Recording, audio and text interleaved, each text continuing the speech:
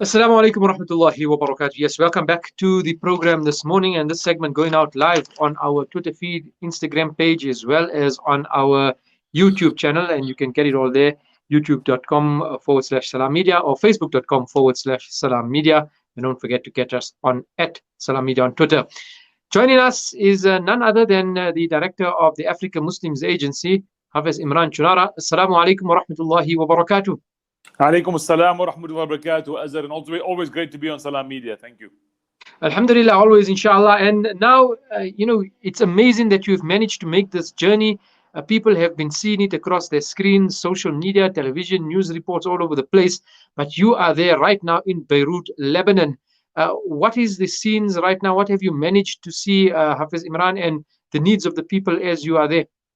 Well, Azhar, I think, like you rightly said, we've seen it on social media and the news, etc. And nothing could have prepared me. I mean, as you know, and the donors of AMA know that we've been working in Lebanon for the past number of years. So I've been here many times, alhamdulillah. But this time, and I love coming to Lebanon. I love it. The people are amazing. The Beirut's a beautiful city. This time was very different, obviously. Coming over this time, I did not know what to expect. So I came here with very mixed emotions and arrived here on Saturday and immediately went into the field.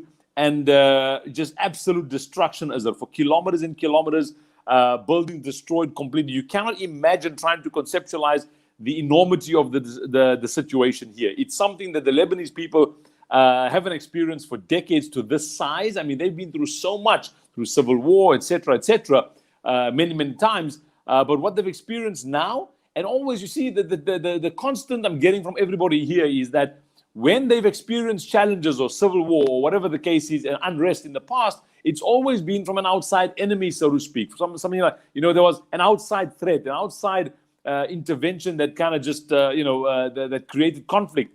Here, what they're fighting for and what they're struggling to understand is that how come this seemed to be from the inside, so to speak. It's something that they, moving along their lives every single day in Beirut, and all of a sudden, within minutes and seconds, their lives are completely changed. So what I witnessed on the ground on Saturday and yesterday is just complete destruction. I'm working with families. We work with hundreds of people, of course, to feed them food, water, and give them medical supplies. But we go to homes to meet families and to see what is going on. When I say homes, I mean, yesterday I was at a home, so to speak. It's just rubble. I mean, there's no home there. You can't sleep. There's no room. There's nothing. It's rubble. Everything is rubble. Mattresses are twisted. I mean, people used to sleep there. What breaks my heart is when you're going into you go to a building and you find, a pillow lying on the floor with like Mickey Mouse on the pillow cover or something. That means that probably a child was sleeping there or was using that pillow. You find blood on the walls of the buildings that are broken down. The buildings, Beirut is not a city that's flat. I mean, it's got buildings everywhere, apartment blocks, which means that people live in these buildings, which means now these buildings are rocked to their core, so they cracked everywhere. Not cracks like you and I know, a small crack in our wall. These are cracked right through. You can see the other side. And then, of course, there's walls that are completely not there, which means these buildings are so fragile right now, they can collapse at any time. And yet some people don't have anywhere to go, which means they have to still stay in these buildings. And you go there and their beds are mangled and twisted in the rubble. And you try to understand who was there in that house. I went to a home yesterday where there's 3 concrete slabs, steel reinforced concrete slabs, 3 of them, which means that represents 2 floors. And that was completely squashed. It was collapsed into a 1 meter space. So you can imagine 2 floors of a normal building where people live were now collapsed into less than about a meter. And I looked through them and I got photos of that where the couch, which is a normal upright kind of piece of furniture, it's completely flattened because it's in this 1 meter. I mean, it's squashed 2 floors. So you can imagine the people inside there. So for me, when I look at these things, my brain always goes to, wait a second, yes, that's the physical destruction, but what about the human destruction that was in there? There's a girl that one of the families in South Africa are supporting right now here in Beirut with their entire family, and she was dragged out of the rubble literally maybe about 5 minutes before the next floor collapsed. And yesterday, this is the crazy, Allah plans the way He plans. I'm on this heap of rubble, and we're there for most of the day. And this guy drives past and he stops and he says, no, he just came to have a look because he was one of the guys who saved the two people from that family has 6 people, 4 of them have passed on. No, 6 people, 3 of them have passed on. There's 3 left. One is in intensive care, and the mother and the father and the daughter are still alive. And this man pulled the daughter out of the 2 daughters out of this rubble on the day of the explosion. Now, he was some random guy. He doesn't live nearby. He's not a neighbor. He's just some random guy who was driving past on that day when this happened, and he decided to walk there, and he saw this destruction, and he's heard people's voices. He showed us a video on his phone. He was talking to the one girl, 17-year-old girl. She's just in the intensive care unit right now, and she opened her eyes yesterday or Saturday for the first time. And he was talking to her at the time of the explosion, before she lost consciousness, and she wanted to save her mother. But her leg was caught under the rubble. The 17-year-old girl asked this man to cut her leg. She said, "Cut my leg off so I can save my mother." And he said, "I can't do that. I'm not a professional. I don't know how to do that. I can't do this." And she said, "No, I want you to cut my leg," because she saw her mother dying and she wanted to resuscitate her mother. And he did not cut her leg. Her mother did die, and her mother and her younger daughter, her younger sister, 13-year-old, they were hugging each other, and they were found like that. And they eventually lifted this rubble and took this girl out. So she's 17, and she's got a 15-year-old daughter who we've now found accommodation for, and her father. And so the father lost his wife and 2 daughters in a moment. He was on his way back home. He saw his 22-year-old daughter hanging from the building, completely dead, bleeding. I was in a place yesterday in a building, and there's a 65-year-old woman who was sleeping on her bed. And they showed me this bed. And at the explosion, that second explosion, she was flung across the room onto the wall. Her blood is on the wall. She died instantly. Her blood is still on the wall, and we're witnessing this. I was in another home yesterday, a 7-year-old boy. His father was at work, and his mother and him were there, and his other brother. And at the explosion, he was sitting by the window, and the impact forced him right across the room, and he banged into the door, and he cut his head in 2 places, and his neck and everything, and he needed to be rushed to the hospital. And here's the thing, because there's a political side to everything here, and you hear in so many things, you talk about the sectarianism and the divided on religious lines. And yes, in the older generation and the politicians, that's what they use to control the people and to control the situation, of course. However, on the ground, human beings just want to live their lives. That's why the protests are all about it. Human beings just want to live their lives. So you see this boy, he's from a Muslim family. Upstairs, there's a Christian family. And that first instinct of that man upstairs was with his wife on the roof of the building. And they saw the first explosion. When the second one, he's got a video of him trying to save his wife. And then he thinks about the little boy downstairs. And the family downstairs, he knows the husband is gone to work. He runs downstairs and he finds a 7-year-old boy bleeding everywhere. He puts him in his car, takes him to 2 hospitals in Beirut, which were both destroyed. And then they had to go 4 hours to Akkar to find another hospital that would treat this boy. So this boy's got stitches on the one side. They didn't realize that he had wood and glass stuck in his head on top. So they just thought it's just a wound.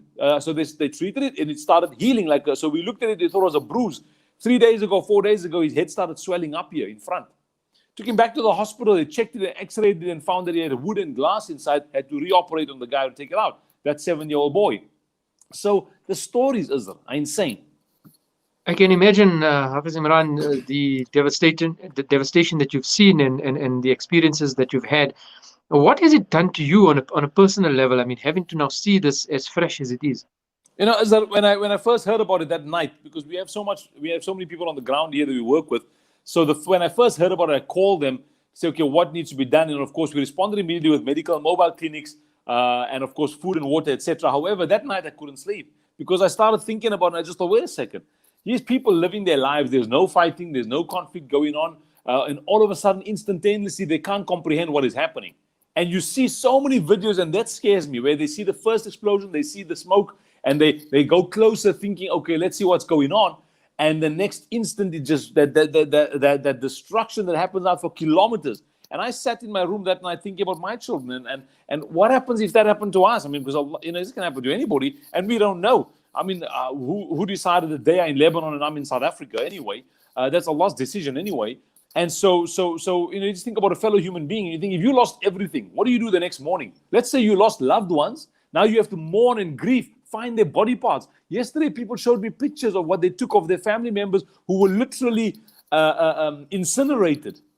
And now, and you just look at this body and body parts, and imagine, and now if you find, you can't grieve, you can't mourn, because the next morning you have to find food.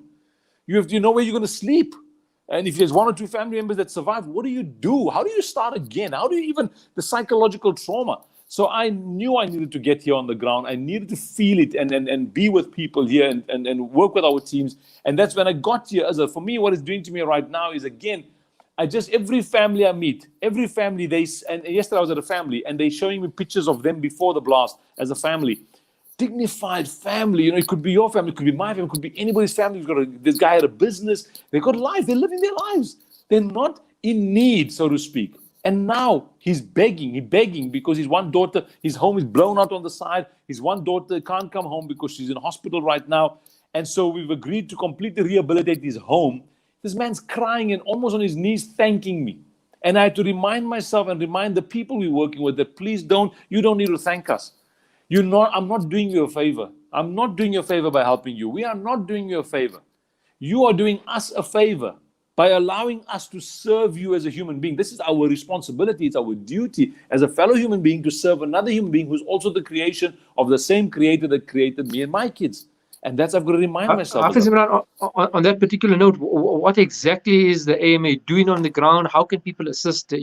What will their donations be going to? Where are you helping in terms of this entire situation? You see, Azhar, it's easy to quantify in billions of dollars how much destruction. People see this number of billions of dollars of Beirut is destroyed and to rebuild, whatever. But you cannot quantify in dollar terms what it's going to cost to rebuild a human being or the loss of human life. Because the people that died, yes, the loss to them, of course, of them and their families, the thousands of people in the hospital, what's the loss there? And then, of course, the hundreds of thousands who've witnessed it. But more importantly, the next generation, the children who've witnessed all of this. The emotional and psychological trauma they're going to experience is going to affect them for decades if we don't do something. These are hundreds of thousands. So what AMA has done, of course, the immediate need was food, water, and mobile clinic, because the hospitals are overflowing. And of course, some hospitals are destroyed. So we're going to send the mobile clinic house to house or door to door, so to speak, to ask people if there's somebody hurt, what can we do? So that's what we did the first day it happened, and food and water. The immediate need right now is still food, because even in these areas where they're trying to rebuild something, there's no electricity, there's nothing. So they don't have stoves, they don't have a gas stove, they don't have fridges, they have nothing. Which means that first thing is food. They need food every single day. While they're trying to figure out what's going on, they need to eat.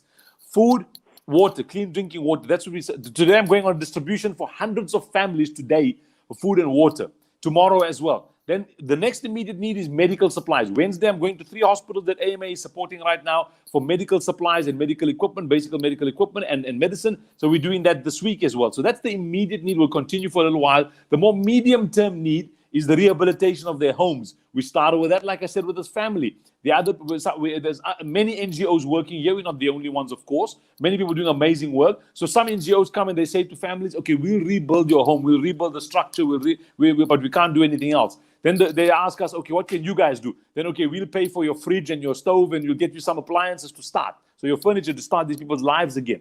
So many people are coming together like that, alhamdulillah. So we're doing rehabilitation. And the final one, which is going to be an ongoing thing, I'm meeting with psychologists this morning to discuss the psychosocial service that is required for these kids, for the adults. Because when you ask them, how are you doing? They say, alhamdulillah, alhamdulillah. And they've lost their son or their daughter or their mother. And then halfway through the day, you see them start crying. Because this is a human thing. It's a human thing. And that's why, last story I want to share with everybody. I was yesterday at a building. This is maybe an 8-story building. This is about 1,000 meters away from the blast site. A rock, about half meter by half meter, a rock flew from that site. Listen to the impact of this. It hits the top of one of the neighboring buildings. It ricochets onto this building on the top. You're talking about a building, man, not this is a building. This half square meter piece of rock comes through the roof of the building. And I've got video and photos of this thing here. It flies through 4 floors of concrete, steel reinforced concrete of slabs. 4 floors, and it stops in this one room where there were 2 children sleeping. Now you think about it, and you look at, and you can't, it's surreal. You're standing in this house, and there's this building, and you see 4 floors right to the top where this rock came through. And that's within seconds, cut through that concrete, steel reinforced, like a knife through butter. Can you imagine if you witnessed it? If you witnessed it, can you imagine the trauma? that you experience, children are scared to sleep because of it. So the trauma is incredible. But right now, how people can get involved is donate to food, water, and medicine. Food, water, and medicine, that's a big need immediately right now. Hafiz Imraan Choonara of the Africa Muslims Agency. All of these details can be found on the Africa Muslims Agency's website. You can go down there and find it. Donate online. Contact them via their telephone lines. They're waiting to take those calls and those donations. Jazakallah khairan for that insight. I mean, you've really painted such a vivid picture of the death, destruction, trauma that people have had to experience in Beirut, Lebanon. May Allah subhanahu wa ta'ala accept from you, your team on the ground, your team back home that's doing the wonderful work, and from all of the people that will donate towards the cause, inshallah. You go well, stay safe. Assalamu alaikum wa Shukran, rahmatullahi Azhar, wa and barakatuh. Allah bless the listeners and the viewers of Salam Media right now, online, of course, and the listeners as well, and for the amazing work you guys do at Salam Foundation as well. Please continue the work. May Allah bless every single one of you. I mean, assalamu alaikum wa rahmatullahi wa Alaikum salam barakatuh. wa rahmatullah.